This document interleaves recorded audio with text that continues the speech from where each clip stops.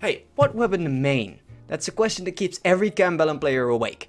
Since there are no stats in the game, you have to experiment with every single weapon to tell if you like it or not. And me and my friend Cold, we've been around the game for a very long time, 1.5 years actually. And we have done a lot of research to what weapons work in what way. And that's why we are going to help you today to pick a weapon you can use well without you having to spend your time trying it out. Now, a little disclaimer here.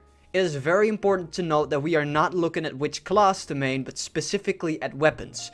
If you are not aware of the weapon differences within a class, I highly advise you keep watching, because you are probably going to learn quite a bit today. Alright, let's start. I want you to look at this clip.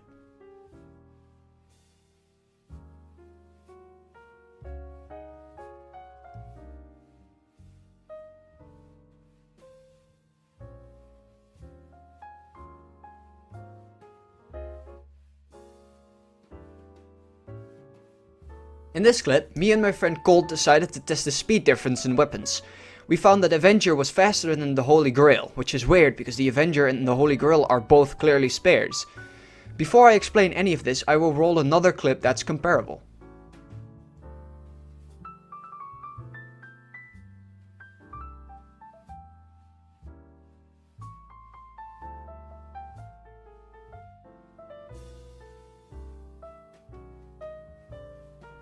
In this clip, Colt uses Nethersbane and I use Avenger again to see the difference.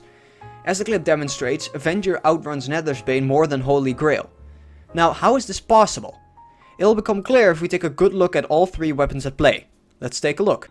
Alright, now the first thing that pops out is the rarity difference. But that is not it, weirdly enough. If you think you know what the difference is, good on you. If you do not, take one more clip where I use Tiny Spear against Holy Grail to see the difference.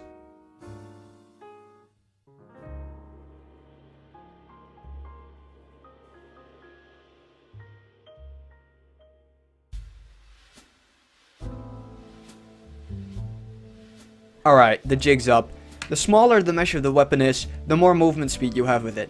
The Avenger and Tiny Spear are generally very small spares, and Nethersbane and Holy Grail are pretty large. That is why there is so much of a speed difference. This applies for all weapons, of course.